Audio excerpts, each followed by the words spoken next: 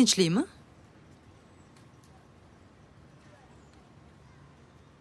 Ish qilib o'yinni to'xtatganmisan? Voy. O'shandayoq to'xtatganman.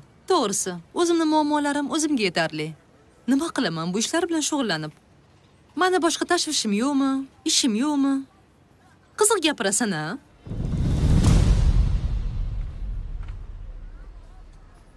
Shunaqa degan. Hatto urinib ham ko'rmadim. Lekin uringanimda aniq tortib olardim.